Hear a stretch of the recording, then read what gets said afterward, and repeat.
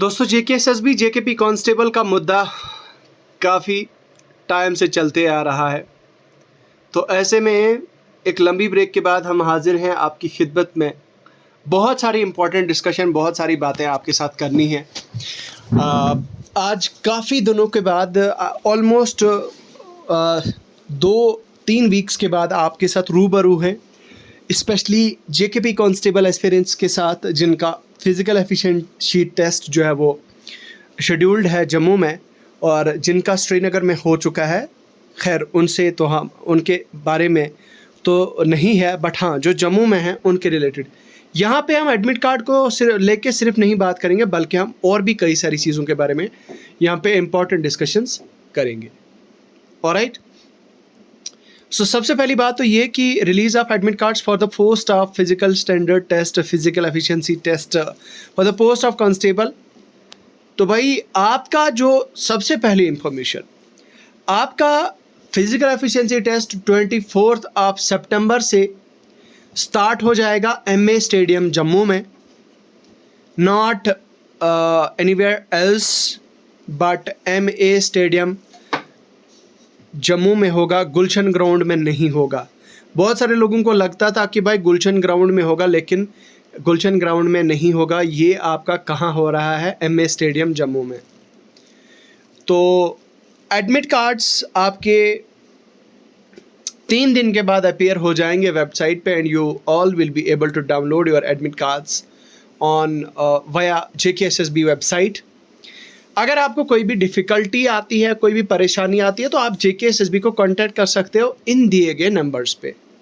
ठीक है, आप इन नंबर्स पे कांटेक्ट कर सकते हैं, या फिर आप जेकेएसएसबी, मैं तो ये सजेस्ट करूँगा कि भाई अगर आप जम्मू में हैं या श्रीनगर में हैं, कश्मीर में जहाँ पे भी है, आपका जम्मू डिवीज़न में आपका फिज़िकल एफिशिएंसी टेस्ट है, तो अगर आपको डिफ़िकल्टी बहुत ज़्यादा आ रही है डिस्पाइट ट्राइंग अ लॉट, ठीक है अगर आपको डिफ़िकल्टी आ रही है तो मेरे हिसाब से आपको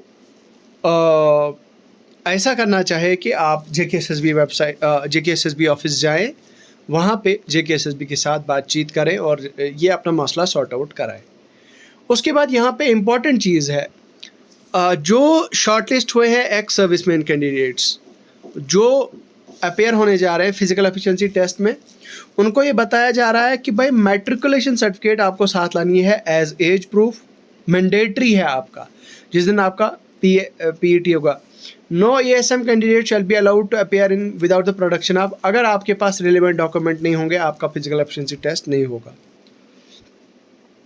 उसके बाद गोरखा कम्युनिटी और बोर tribe who are appearing to bring their category certificate आपको साथ लाना है। Candidates are required to appear on the scheduled date, time and venue. The candidates appearing in the aforesaid test are advised. तो आपको एक दिन पहले आपको सिटी में पहुंचना है, जम्मू में पहुंचना है।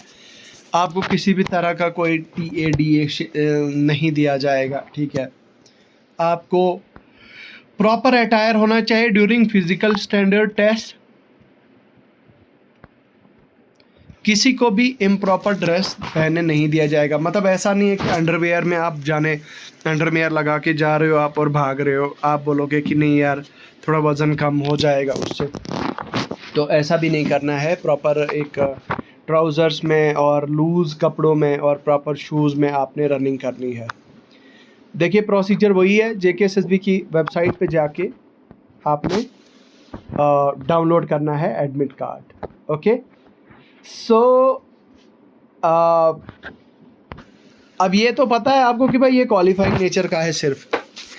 अब यहाँ पे एक इम्पॉर्टेंट चीज़ मैं आपके साथ डिस्कस करना चाहता हूँ कि बहुत सारे लोग ऐसे हैं जिनका फिज़िकल एफिशिएंसी टेस्ट तो है, लेकिन कुछ ऐसे लोग हैं जिनको या तो मसल क्रैम्प्स हुए हैं या तो स्ट्रेस फ्रैक्चर्स हुए हैं। मेरा एक दोस्त है, उसको स्ट्रेस फ्रैक्चर हुआ था अभी कुछ टाइम पहले, but thankfully he has recovered now. तो भाई अगर आपको किसी भी तरह का कोई भी मसल क्रैम्प है, कोई भी कार्टिलेज बोन में या कुछ भी मसला है, तो अभी के लिए मैं आपसे मेहरबानी करके विनती करता हूँ, रिक्वेस्ट करता हूँ, अभी आप प्रैक्टिस ना करें। अब आप सीधा ग्राउंड की जिस दिन आपकी रनिंग है उस दिन आपका उस दिन का आप वेट करें और उस दिन आप चले जाएं। आपसे मेरी ये रिक्वेस्ट है कि आप प्लीज़ प्लीज़ प्लीज़ आप फ़िलहाल रनिंग ना करें। इस तरह से जो है वो आपका फ्रैक्चर हो सकता है और आप एक तो चांस तो आपके हाथ से जाएगा ही जाएगा, लेकिन साथ साथ में आपका टाइम भी बहुत ज़्यादा वेस्ट हो जाएगा और आपको फ्रैक्चर हो जाएगा। आपके लिए परेशानी दूसरी बन जाएगी, आपके घर वालों के लिए दूसरी परेशानी खड़ी हो जाएगी। ठीक है, तो ये एक इम्पॉर्टेंट चीज़ है जो मैं आपके साथ शेयर करना चाहता था। बाकी यार आप कमेंट सेक्शन में लिख के बता सकते हैं, अपना जो भी आपका इशू है आप शेयर कर सकते हैं। बाकी इन्हीं अल्फाज के साथ मुझे दीजिए इजाज़त। खुदा।